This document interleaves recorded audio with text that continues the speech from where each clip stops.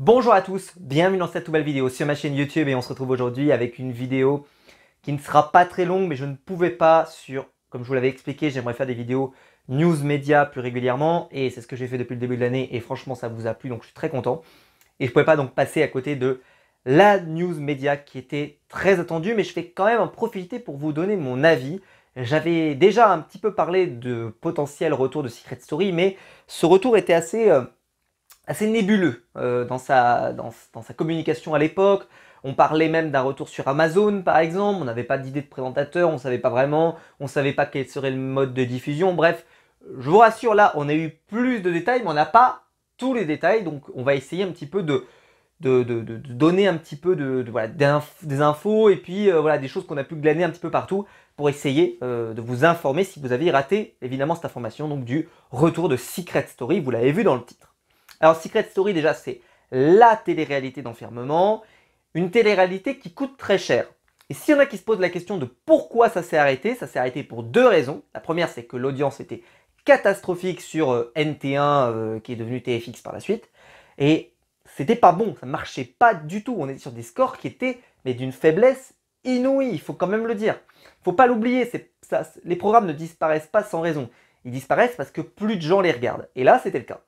Alors c'est sûr, on comparait des fois des audiences qui étaient faites sur TF1 et des audiences qui étaient faites sur la TNT. C'était pas pareil. Quand évidemment ton prime il est sur TF1, même si c'est en deuxième partie de soirée, et que tes quotidiennes elles sont sur TF1 à un horaire on va dire assez sympa, globalement ça peut être cool voilà, de le diffuser, de le promouvoir, voilà, ça rapporte. En plus ça ciblait avec Secret Story une cible qu'on touche pas tellement, c'est les jeunes. Les jeunes ont quitté la télévision, hein. Ils regardent Twitch, ils regardent du YouTube, ils vont sur TikTok, etc. Mais sur la télé, ils sont assez peu présents. Les programmes qui sont encore hyper familiaux, hein, on les connaît, hein, il n'y en a pas beaucoup. C'est du Incroyable Talent, c'est du koh c'est du Pékin Express, c'est etc. Des programmes qui peuvent rassembler des gens qui ne regardent pas la télé globalement, mais qui se disent ce jour-là, je veux bien allumer la télé pour regarder ça, mais qui ne le regarderaient jamais. Ma Secret Story, c'était un peu ça, c'est qu'il y avait des gens qui ne regardaient jamais la télé, mais qui là, se mettaient sur Secret Story pour regarder la télé. Voilà. Bon, maintenant que j'ai dit ça, alors, les infos qu'on a, donc évidemment, ça a été ce message de La Voix qui a confirmé, donc ici La Voix. Ça fait 6 ans que je vous observe, vous savez que je ne suis jamais vraiment parti. La Voix est à nouveau prête à jouer et cherche des nouveaux habitants pour intégrer la Maison des Secrets. C'est le message qui a eu lieu vendredi. Au lendemain de la publication donc, de l'interview de Jean-Louis Blot, patron d'Endemol France, dans Média Plus, faisant état du travail de plusieurs mois avec TF1 pour relancer Secret Story, l'officialisation de ce retour a eu lieu vendredi. Je cite ici l'article de Damien Mercereau qu'il a fait pour TV Mag Le Figaro. Alors, ça fait longtemps qu'on entend parler d'un retour de Secret Story. Et moi, je me suis dit, je vais quand même vous montrer un truc. C'est juste vous donner un peu un ordre de grandeur. L'émission de télé-réalité qui est un succès, on dit que c'est un succès sur W9, c'est-à-dire que c'est un bon score, qui s'appelle Les 50. J'ai pas regardé un seul épisode de ce truc-là. Je sais pas ce que c'est, mais enfin je sais à peu près ce que c'est, mais je ne peux pas savoir. Ça vaut, l'audience là de cette semaine, c'est une audience moyenne. Honnêtement, ils ont toujours été à peu près vers ce score-là. 477 000 téléspectateurs, 2,2% de la part d'audience. Alors oui, c'est W9, certes, mais c'est un succès. C'est-à-dire que 477 000, la chaîne est contente. Parce qu'on a vu une news qui est sortie cette semaine pour dire qu'ils ont tellement été contents qu'ils sont prêts là à enchaîner et de recommander une nouvelle saison des Apprentis Aventuriers. C'est plus Moundir maintenant, c'est Laurent Mestre, mais peu importe. En tout cas, une nouvelle saison des Apprentis Aventuriers. Et je crois qu'ils veulent lancer aussi, je sais plus quoi, là, les princes, ou je sais pas quoi. Enfin bref, ils veulent relancer des trucs, peut-être les Marseillais après, j'en sais rien. Mais en tout cas, moi je pensais que la télé-réalité, globalement, on se disait qu'elle allait mourir. Sur Énergie 12, elle a fini par mourir parce que les audiences des anges, étaient catastrophiques. Alors, on va me dire, Secret Story, c'est bien mieux que les anges. Et probablement, Secret Story est meilleur que la plupart de ces programmes de télé-réalité. C'est discutable, ça c'est discutable. Moi, je l'ai regardé pendant hyper longtemps, et je trouvais que les dernières saisons étaient pas bonnes. D'ailleurs, petit fun fact, comme ça, je râle, allez, je vais râler. Là, sur M6, si vous allez voir sur Sisplay, ils sont en train de fêter l'anniversaire des Marseillais. Et donc vous avez toutes les saisons des Marseillais, si vous avez, je sais pas moi, un confinement qui arrive, c'est un bon confinement, ça serait sympathique ça. Et ben vous pouvez vous refaire tous les Marseillais depuis le début. Faites pas ça, hein, pour votre santé mentale, faites pas ça. Mais ils ont fait aussi des petits reacts, c'est-à-dire les anciens candidats qui réactent alors voilà, au programme, etc. Et ils expliquent à quel point à l'époque c'était frais, c'était machin. On a vu des images voilà, où il y avait Shana qui s'était mis toute nue, etc., etc. Mais il y a eu des trucs hyper trash à l'époque. Et ils expliquaient qu'en fait ils étaient là pour déconner, etc. Et qu'après c'est devenu presque trop sérieux, etc., etc. Bon, peu importe. Mais en tout cas, pourquoi les Marseillais ça a cartonné, plus que les ch'tis, plus que tout ça, c'est que eh ben, c'était de la déconne à fond, ils se prenaient pas au sérieux et ils s'imaginaient pas. Et là, ils arrêtaient pas de dire quand ils regardaient les images, ah non mais ça serait plus possible de faire ça aujourd'hui, ça serait plus possible de faire ça aujourd'hui. Vous imaginez, c'est pas des trucs, quand t'as des fois des inconnus qui te disent, il y a 30 ans on peut plus faire ça, non mais là on parle de trucs qui ont 10 ans, même pas. Et on te dit on peut plus faire ça non plus, donc c'est pour vous dire à quel point. Donc aujourd'hui, les gens qui viennent dans la télé-réalité, ils connaissent. Donc trouver un casting qui sera frais, qui sera nouveau, qui aura machin, c'est chercher une aiguille dans une botte de foin, mais alors la botte de foin, elle va être énorme. Surtout qu'on sait très bien, vous le savez, toutes les saisons de Secret Story, il y a eu des secrets de nuls. Moi, je me souviens Amélie Netten, qui est quand même l'une des candidates emblématiques de Secret Story et qui est vraiment, voilà, je veux dire, je pense pas qu'on puisse se dire que cette saison-là a été ratée. Bien au contraire, moi, c'était une saison que j'avais adorée, avec Amélie Netten, avec Senna, etc. Moi, j'étais hyper fan et amoureux de Stéphanie, je crois qu'elle s'appelait, hein, si je ne me trompe pas. Mais bon, toute objectivité, bien sûr, vous me connaissez l'objectivité. Et ben, son secret, je crois que c'était je suis Cupidon au féminin, je crois, un truc comme ça. C'est pour vous dire le truc, le niveau du machin. Et pourtant, ça n'a pas fait une mauvaise saison. Donc, je l'ai entendu, voilà, il faut que les secrets soient de ouf. C'est pas garanti que ça fasse une bonne saison. Il faut qu'il y ait des bons candidats, bah ça évidemment. Mais pour trouver des bons candidats qui sont pas forcément hyper programmés ou machin, voilà, je vous laisse voir. Mais en tout cas, ce sera pas si facile que ça de produire bah, tout simplement une saison qui sera comme avant, etc.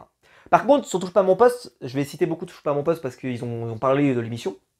Et ben, ils ont dit, ouais, il y a une des chroniqueuses qui disait, oui, ça s'intéressera surtout à ma génération, c'est la génération de moi qui ont 25, entre 25 et 40 ans, on va dire, et qui ont aimé ce programme et qui le regardent à nouveau. Bah, moi, je peux vous parler de mon côté à moi parce que je suis enseignant. Quand ils ont relancé Star Academy, ça n'a pas intéressé que ma génération à moi. Hein. Moi, j'ai mes élèves qui ont regardé Star Academy et je ne serais pas surpris qu'il y ait de mes élèves qui regardent Secret Story. Je ne serais pas surpris parce que c'est une émission événement, etc. Maintenant, c'est vrai que les audiences sont tellement baissées que peut-être qu'une audience médiocre de Secret Story, enfin qui aurait été médiocre il y a quelques années, pourrait être suffisante. Mais je sais que c'est un programme qui coûtait cher.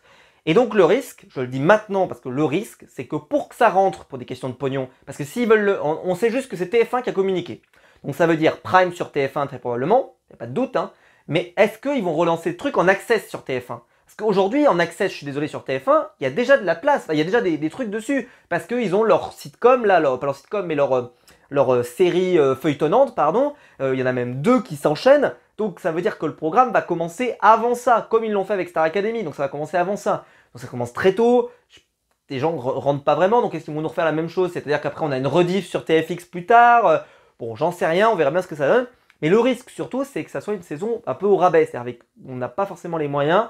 Donc on cache un peu la misère. Par exemple, je me souviens d'une saison qui nous avait fait un truc de malade où à la fin, en gros, ils avaient quasiment volé l'intégralité des cagnottes de tous les candidats avec un système qui permettait de diviser les cagnottes, de récupérer de l'argent, etc.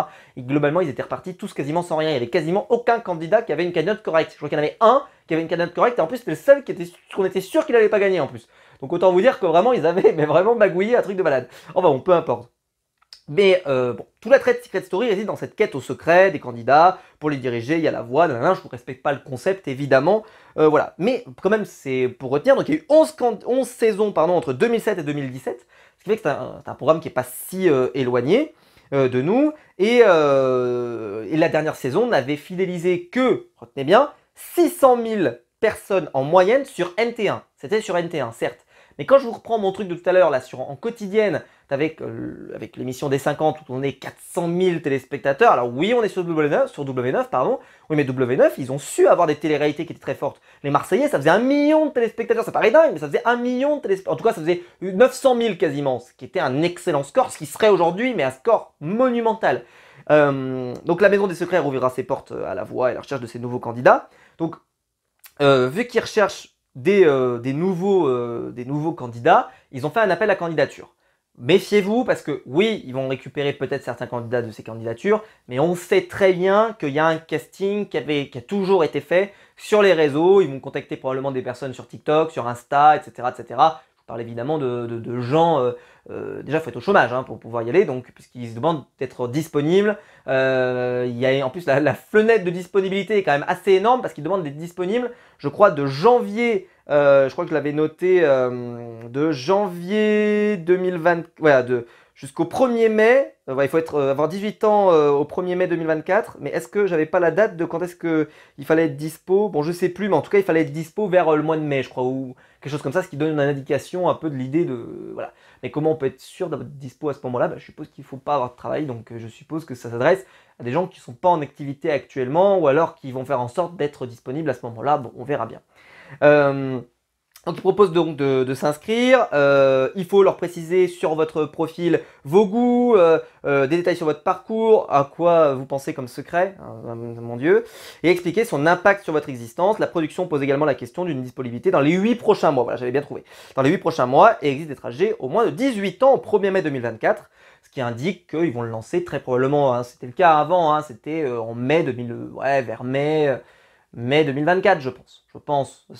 Je serais surpris que ce soit avant ça. Mais bon, question qui a été posée quand même sur Twitter, je suis obligé de la relayer. Est-ce qu'on peut avoir, comme à l'époque, une soirée qui commence par koh et qui termine par Secret Story Je pense que je vais me faire foutre. Oui, je vais me faire foutre. Mais je pose quand même la question. Mais je vais me faire foutre. Je vais me faire foutre. Voilà, non, je suppute la raison. Hein, je suppute la réponse. Donc là, je pose ma question. Et la réponse, ça doit être allez vous faire foutre. Voilà, donc, bon évidemment, je vais pas m'inscrire, ça m'intéresse pas, mais c'est un programme qui est quand même quali, hein, Secret Story, c'est un programme qui est drôle, c'est un programme avec les missions, globalement ça rendait le programme hyper sympa, il y avait des choses cool dans Secret Story, moi je l'ai regardé, j'ai trouvé ça sympa, j'ai fini par décrocher, je suis allé jusqu'à loin, hein, j'ai dû faire au moins 7, 8, peut-être 8 saisons là-dedans, 8 ou 9 saisons peut-être, je crois que j'ai pas regardé vraiment beaucoup la période avec Christophe Beaugrand, je crois que j'ai dû regarder quelques épisodes mais vraiment pas du tout. Je me souviens qu'à l'époque, on sentait en tout cas que c'était vraiment une version low cost. Je trouvais qu'on le sentait un peu et c'était pas hyper intéressant. Et puis les candidats étaient ratés, ils rataient souvent leur casting les derniers temps. Donc c'était pas fou. Donc qu'est-ce que vous en pensez vous de ce retour? Moi, voilà, j'espère qu'ils vont y mettre les moyens.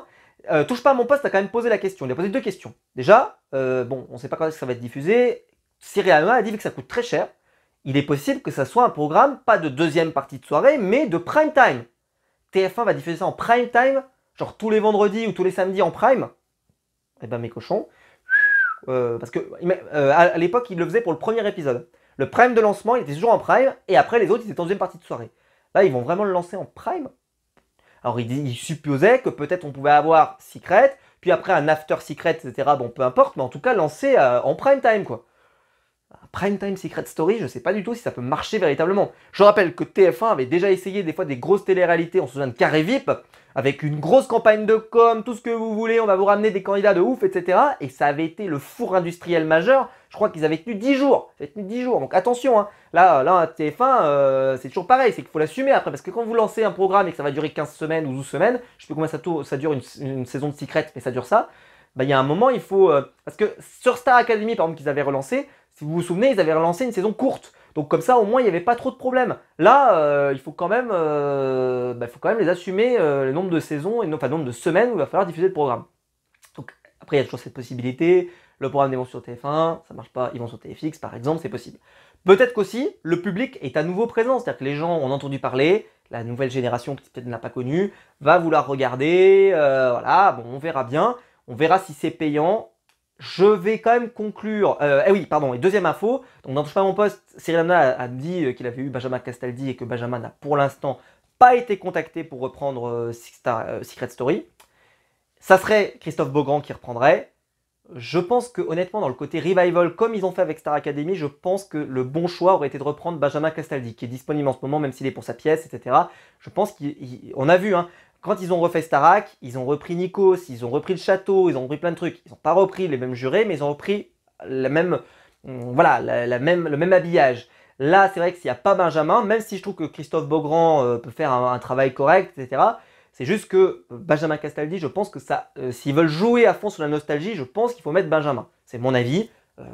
Peut-être qu'il n'est pas dispo, on verra. Mais je pense que s'ils veulent vraiment jouer sur le côté revival à fond, il faut que ça ait l'air. En fait, il faut que ça ait l'air premium, luxe, etc., ça soit une télé-réalité haut de gamme, même si ça reste pour beaucoup de gens une télé-réalité médiocre, etc. Mais par rapport à ce que ça peut être ailleurs, c'est plus haut de gamme. Et ben avec Benjamin Castaldi, ça paraissait plus haut de gamme. Je suis pas sûr que ce soit le cas si jamais il relance avec Christophe Beaugrand. Ça peut être un signe par exemple pour beaucoup de gens de se dire ah bah si c'est Christophe Beaugrand, ils y croient peut-être moins que si c'est le retour de Benjamin Castaldi où ils vont pouvoir communiquer dessus en disant attention c'est le retour de Benjamin, nanana. Donc je pense que là-dessus, il faut qu'il se méfie parce que ça peut être un bon choix aussi. Et pour terminer, je vais quand même juste donner mon avis sur le programme. Déjà, ce que je trouve, il y a un constat, c'est que c'est d'une tristesse absolue. Hein. Là, en 2023, donc on relance, en 2022, on a relancé Star Academy, là, il y a Star Academy qui revient. On relance Secret Story. On est dans une période là où en fait on va chercher dans les programmes des années 2000 parce qu'aucun programme qu'on lance actuellement n'arrive à véritablement s'installer. Pourquoi on a la nouvelle saison de Koh-Lanta, Pékin, là, Incroyable Talent par exemple, a cartonné en audience. Et pourtant, c'est un programme qui en a sa 18e saison, je crois, un truc comme ça. Et pourtant, bah, ils sont toujours là, c'est toujours bien en plus, mais voilà. Et ce que je veux dire, c'est qu'on se rend bien compte que installer des nouvelles marques, c'est d'une difficulté absolue. Donc qu'est-ce qu'on fait? On repart dans le passé et on recherche des marques. J'ai vu que Naguir parlait d'Interville, etc., etc. Donc c'est-à-dire que là, en fait, il y a tellement eu un moment beaucoup de programmes qui n'ont pas marché, ils ont lancé des trucs. Alors évidemment, hein, ils ont lancé des District Z, des conneries comme ça. Donc évidemment, ça ne peut pas marcher.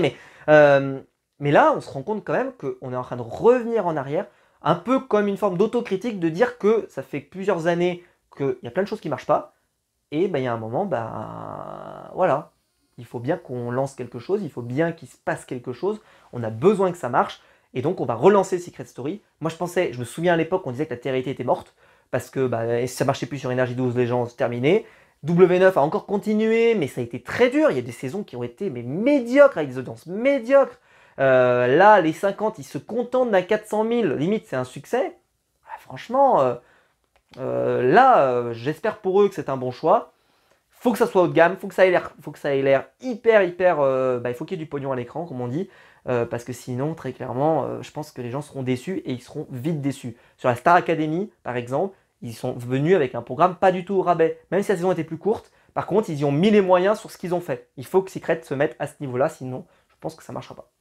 Voilà, j'espère que la vidéo vous aura plu. Si c'est le cas, vous pouvez la liker, vous abonner, pour la partager. Et surtout, je vous attends en commentaire pour me dire est-ce que vous allez regarder, est-ce que ça vous intéresse, et quel âge vous avez, parce que ça m'intéresse aussi, à quel âge vous avez et si vous regardez ou pas. Parce qu'évidemment, si vous avez 60 ans, je pense que ça vous intéressait de toute façon pas, donc je vois pas pour vous. Mais peut-être que pour certains, j'en sais rien, moi qui ont 15 ans aujourd'hui, ou qui ont 18 ans, ou qui ont 25 ans, est-ce que ça vous intéresse le retour de Secret? Dites-moi ça dans les commentaires, ça m'intéresse. Est-ce qu'il y aura des reviews? Je termine juste là-dessus. Je pense que je ferai peut-être des reviews, comme j'ai fait avec Star Academy, c'est-à-dire des reviews semaine après semaine, pas tous les jours, hein, parce que sinon je vais mourir, mais toutes les semaines, vous aurez peut-être une review de Secret. On en reparle, mais je pense que ça peut être fun, parce que vous me connaissez, je pense que ça peut, je peux sortir du totem du sel, etc. Je pense que ça peut être marrant, donc on verra, on en reparlera d'ici là, si évidemment le programme m'intéresse, si je vois des bonnes nouvelles, etc.